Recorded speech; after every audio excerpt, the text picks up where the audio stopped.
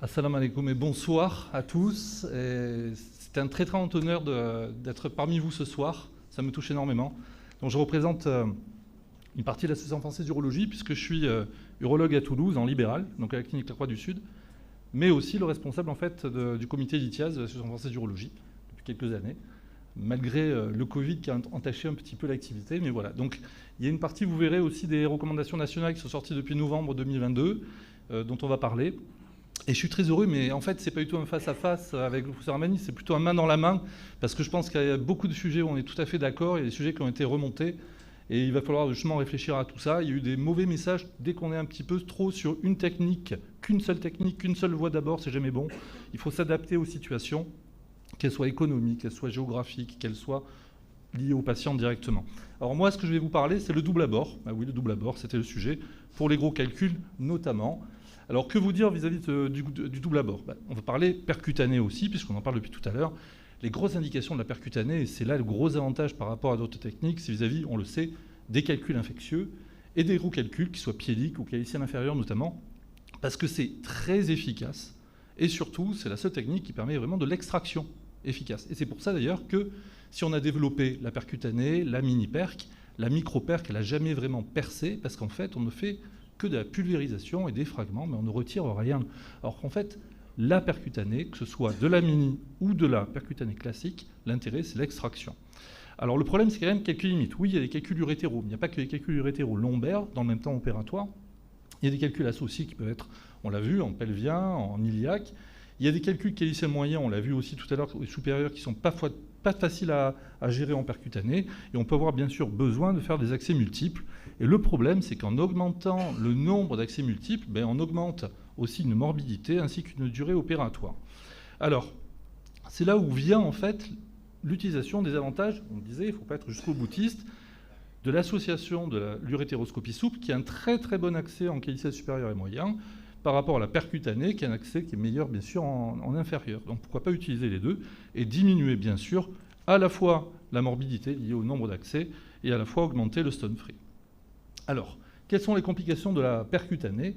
En fait, classiquement, bien sûr, et celles qui nous font peur, c'est le saignement, c'est 7% de transfusion sanguine. Ça augmente, comme vous le voyez sur l'étude de Wang, avec le nombre de trajets. Donc, plus on fait de trajets, plus ça saigne, évidemment.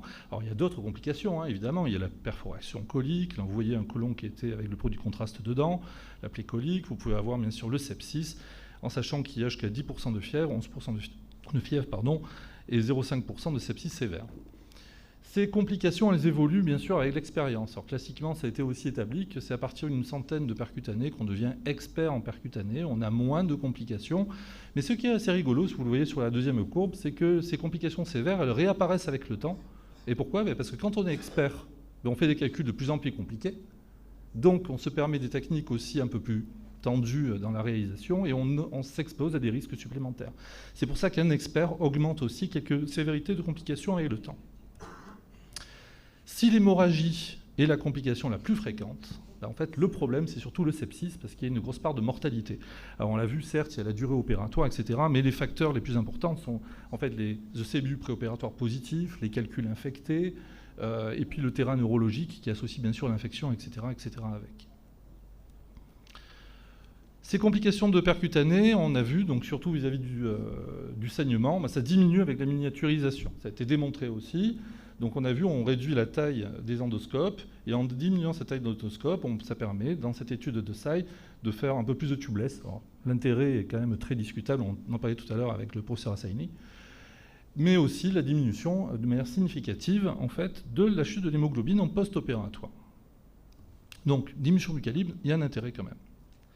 Les complications hémorragiques, c'était aussi démontré là, vous voyez, dès qu'on est sur la mini-perc, c'est-à-dire en dessous de 18 French, on est à un taux de transfusion de 1,10, contre, dès on fait de la percutanée classique, on est plutôt aux alentours de 5, donc ça multiplie par 5 quasiment le risque hémorragique par rapport entre chirurgie percutanée classique et mini-perc. Donc il y a quand même un intérêt de la miniaturisation.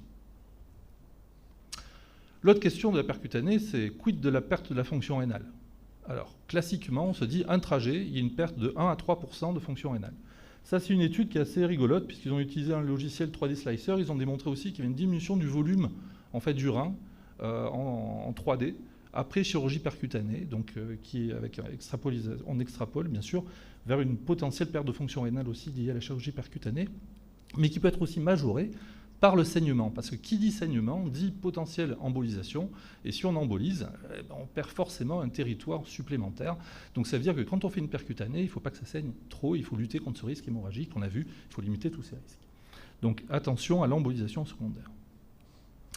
Donc, quand on a cette perte de fonction rénale, c'est sûr que si on fait des accès multiples, ça il ne faut plus le voir, hein, bien sûr, donc il faut limiter l'accès, et classiquement on dit qu'on se fait 2 accès au maximum, 2 percutanés, dans le temps opératoire. Sur 2 heures, ça suffit largement. Comme on l'a dit, on est limité par le temps. Donc ça, ce sont les recommandations justement de l'Association française d'urologie qu'on a menées avec le comité d'ITIAS, enfin, parce que c'était très attendu depuis 2013, il n'y a pas eu de mise à jour, et surtout c'est les premières qui ont été faites de la sorte, avec beaucoup de sujets qui n'ont jamais été abordés, comme les paramétrages du laser, etc. Et là, dans ces recommandations, oui, on a parlé, donc il est suggéré d'utiliser un endoscope souple pour éviter de multiplier les trajets de ponction et de dépasser 3 accès, en sachant que l'urétéroscopie n'est pas anodine, il faut la considérer aussi comme un accès, parce qu'elle aussi, elle fait potentiellement perdre un petit peu de fonction rénale. Mais il faut être quand même très vigilant. La voie prone, on a largement parlé, Peter Alken, parce que c'est un Allemand, voilà, donc c'est lui c'est grâce à son activité qu'on a tous fait de la percutanée en voie prone. Le problème, vous voyez aussi, on a besoin de beaucoup de personnes pour retourner les malades. Il y a le problème de retournement du bras aussi, qui n'est pas toujours facile, de luxation d'épaule, etc. Ça, c'était moi quand j'étais chef à la Piécelle-Pétrière, où on faisait de la voie prone pendant des années et des années. Voilà, donc le problème, voilà, c'est cette position qui fait peur. Beaucoup d'anesthésistes avec les bio, et c'est vrai que ça avait été testé il y a de nombreuses années, mais on l'avait complètement oublié grâce aux travaux d'Alken. Mais c'est revenu avec Valdivia, avec cette voie supine qui l'a relancé, avec cette publication, et on voit très bien, donc c'est lui qui a relancé cette voie d'abord sur le dos, qui est très apprécié par les anesthésistes. Alors ça, c'est notre installation à nous, donc à la Croix du Sud. Alors ça, il y a des choses qui ont un peu changé. Nous, on utilise un ballon. On n'utilise pas la poche d'irrigation. C'est des ballons faits de césarienne. Alors c'est bien, c'est un ballon qui se dégonfle et qui se regonfle. On l'adapte par rapport au patient. Ça ne bouge pas du tout par rapport à la poche qui peut glisser, parce qu'il y a une partie qui est fixe, qui est fixée par le poids. Ça ne coûte pas cher et c'est réutilisable. Je crois qu'on les réutilise 20-30 fois. On les nettoie juste. Et donc c'est quelque chose quand même, économiquement, c'est intéressant. L'installation, voilà, nous on se met plutôt comme ça. Alors il y a un petit truc aussi, on est pour limiter l'irradiation, on a parlé d'irradiation, alors je vais vous enlever aussi un stress là-dessus. Une percutanée en fluoroscopie, c'est entre 200 et 800 centigrés, centimètres carrés, hein. C'est ça ce que ça représente de doses reçues par le patient.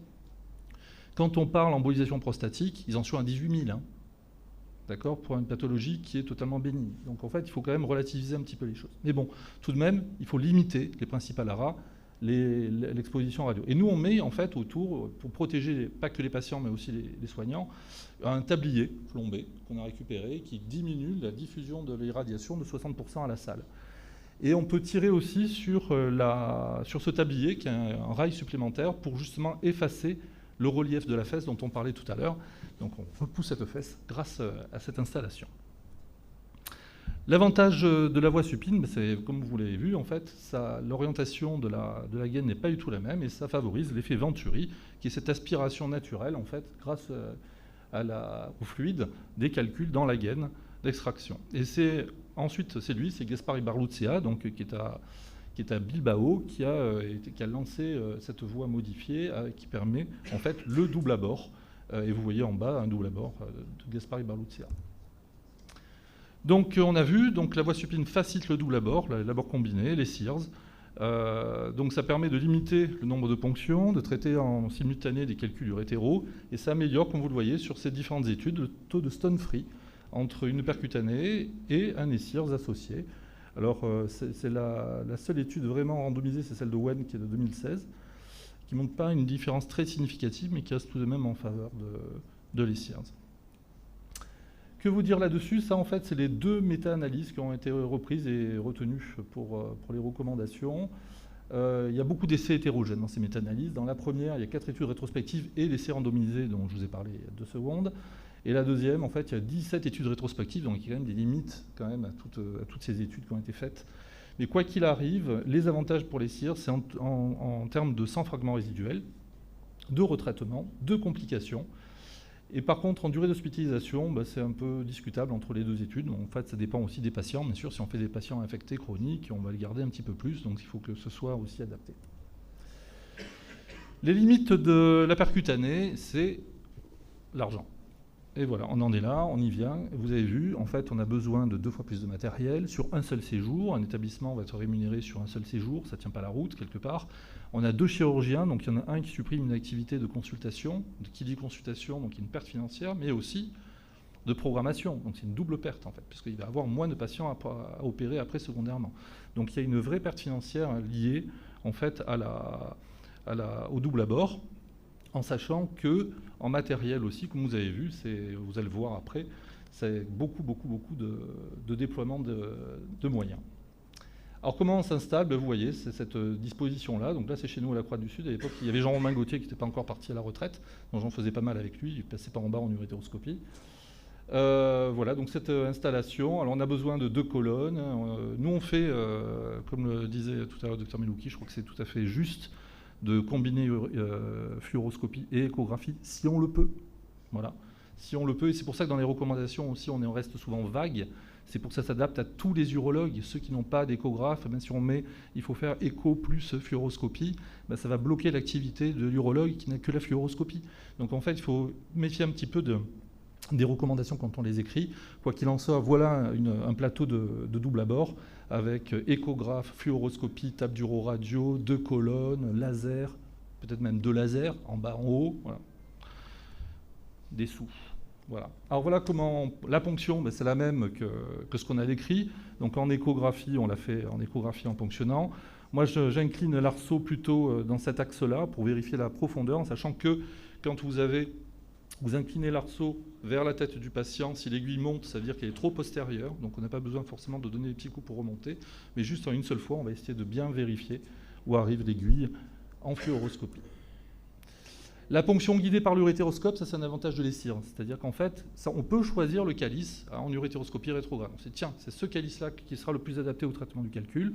On va positionner l'urétéroscope souple dans le calice qu'on veut et on va cibler en fait l'urétéroscope lors de la ponction percutanée. Donc ça, c'est un avantage. Et deuxièmement, comme vous le voyez, l'urétéroscope souple va surveiller l'arrivée de l'aiguille et la ponction au fond de la papille. Deuxièmement, l'urétéroscope souple durant le double abord, il permet aussi de récupérer éventuellement le guide et de le retirer dans l'urétère pour avoir un maximum de sécurité et avoir vraiment toutes les clés en main pour bien mener à bien cette intervention. Donc ça peut permettre de faciliter, plutôt d'avoir un guide qui se perd dans le bassinet, qui part ensuite, ou dans le calice supérieur qui est peut-être un petit peu moins bien. Mais on va avoir, voilà, on va essayer de disposer au mieux le guide. La dilatation, on va réduire le temps de radioscopie parce qu'on n'a pas besoin là de faire de fluoroscopie pendant la dilatation puisque c'est l'urétéroscope qui peut permettre de regarder la dilatation, l'arrivée des dilatateurs, vérifier qu'on n'est pas trop profond, vérifier là c'est de la mini-perc, comme vous voyez à droite. Donc la mini-perc, on n'a pas besoin de gros préparatifs, on met directement quasiment la gaine, c'est en single porte. Voilà, donc ça c'est un avantage aussi de surveillance, où est-ce qu'on arrive et comment on dilate. Alors comment on va traiter en double abord? En fait on va traiter, il y a plusieurs actions qu'on peut mener. Je vais appeler le traitement conjoint, c'est-à-dire le traitement qu'on va faire en urétéroscopie pendant la percutanée. Alors il faut savoir qu'il y a quand même un risque de casse, parce que si on est à proximité entre la gaine de percutanée qui déploie beaucoup d'énergie en laser et l'urétéroscope, vous voyez en bas, ça chauffe beaucoup, il y a beaucoup de mobilisation, on risque de casser l'urétéroscope. Donc si on est assez près, on va plutôt se retirer et laisser travailler la percutanée et vérifier qu'il n'y ait pas de morceaux qui migrent au niveau de l'urtère, par exemple. Et puis ensuite, si on est par contre à distance, que c'est un calcul qui est vraiment coariforme, où il y a beaucoup de place, on peut faire un traitement en fait conjoint. C'est-à-dire qu'il faut 2 lasers, on rajoute encore un peu sur la liste des achats. Et donc, quand on fait un traitement conjoint, vous voyez, là, à droite, c'est le calcul qui est traité au niveau de l'extension piélique en urétéroscopie souple, pendant qu'à droite, en bas, à gauche, je veux dire en bas, en fait, c'est la percutanée avec l'extraction des fragments par Venturi. Donc, gain de temps quand même. Le deuxième moyen de traiter en double abord, c'est en fait le traitement en fait, qui va être collaboratif, c'est pass the ball. C'est-à-dire qu'en fait, pass the ball, il y a des calculs qui ne sont pas... il y a des calculs in situ, bien sûr, auxquels on ne va pas accéder, donc on va le traiter directement dans le cahier supérieur, par exemple. Mais il y a aussi le calcul, on va le chercher avec le petit panier et on va le remobiliser et le mettre directement en fait, devant la gaine, ce qui va permettre de gagner beaucoup de temps dans le traitement et accélérer, bien sûr, à la fois le taux de 100 fragments et accélérer le résultat de la chirurgie. Alors, quelles indications pour cette ESIRS? En fait, il y a les calices inaccessibles à la percute, donc il faut y réfléchir. Là, vous voyez, il y a quelques calices difficiles, la ponction difficile parce que c'est un rein qui est pelvien, qui se situe en dedans de la crête iliaque. Il faut essayer aussi de limiter le nombre d'interventions et le nombre d'accès percutanés. Ça, c'est quand même quelque chose d'important pour limiter les risques pour les patients. On peut avoir aussi un besoin d'extraction en plus de l'urétéroscopie. Alors vous voyez par exemple, là ce que vous avez, c'est en fait un hydrocalice avec plein de calculs de stase en haut. C'est clair qu'en urétéroscopie, là la percutanée n'est pas morte du tout. Parce que l'urétéroscopie, on ne va pas faire 500 accès à retirer morceau par morceau, c'est un enfer. Par contre, traiter le gros calcul, finalement c'était que les calculs de bruchite. Donc en percutané dans un calice supérieur comme ça se fait en mini-perc en décubitus dorsal, et passer par voie rétrograde et traiter la pièce qui est à proximité du pied long dans le même temps opératoire, et pourquoi pas reperméabiliser ensuite la tige. Et enfin, le calcul urétéral associé, oui, là, c'est un empirement sur cystine. Vous voyez, il y a tout un empirement en bas le long de la sonde de double J. Et en haut, un gros calcul piélique. Et là, ça peut être une très bonne indication, en effet. Mais il va falloir réfléchir aussi sur la durée de traitement. Parce que quand vous voyez un empirement comme ça prend du temps aussi. Est-ce que finalement, il ne vaudra pas mieux faire ça en 2 temps aussi et rester raisonnable dans l'indication? En conclusion, pour le double abord, donc, quels sont les avantages? Alors, d'abord, pour le patient. Pour le patient, on va diminuer le nombre de gestes. Très bien. C'est un avantage aussi pour la sécurité sociale française, puisqu'il va venir assez moins souvent. Pour les remboursements, c'est mieux. C'est moins invasif aussi. Donc, on l'a compris, il y a une seule intervention, on essaie de tout traiter, on va faire moins d'accès. Très bien. On réduit potentiellement un peu l'irradiation, mais vous avez compris, c'est pas dramatique non plus par rapport à d'autres problèmes d'irradiation. Mais par contre, on diminue aussi l'irradiation d'autres examens. C'est-à-dire que si vous faites une percutanée, qu'on y retourne plus tard, qu'on va faire de la litho et qu'on va refaire une urétéroscopie dans un second temps, à chaque fois, vous allez faire pourquoi pas un scanner, des échos, etc. et d'autres examens qui vont se cumuler, augmenter le prix et augmenter aussi la dose d'irradiation aussi indirecte et liée aux examens de contrôle. Alors que là, pourquoi pas tout faire une fois, une seule séance, où vous êtes tranquille. Le chirurgien, c'est une réponse quand même qui est thérapeutique. C'est-à-dire quand on a un plateau de lithiase, on doit avoir la lithotricie, elle n'est pas morte du tout. On doit avoir la percutanée classique, la mini-perc, faire du double abord si on en a besoin, faire de l'urétéroscopie souple, faire de l'urétéroscopie rigide, évidemment. Et garder, bien sûr, le double abord pour les indications complexes. Pour le chirurgien, un problème de rémunération, vous avez compris, il y en a un. Alors, il y a celui qui vient au bloc en plus, en fait, en théorie, il n'est pas rémunéré. C'est qu'on ne peut pas demander un paiement, de dire il y a un qui va faire l'urétéroscopie, il va se faire l'urétéroscopie sur le dos de la Sécu, et à côté, l'autre qui va faire la percutanée. Non, il va y avoir la chirurgie percutanée seulement qui va être rémunérée. Donc ça, c'est un problème. Plus la perte, je vous dis, de consultation, etc. Et pour l'établissement, c'est évident, puisque vous avez un problème de coût qui est lié à tout le matériel que vous sortez de tout ça.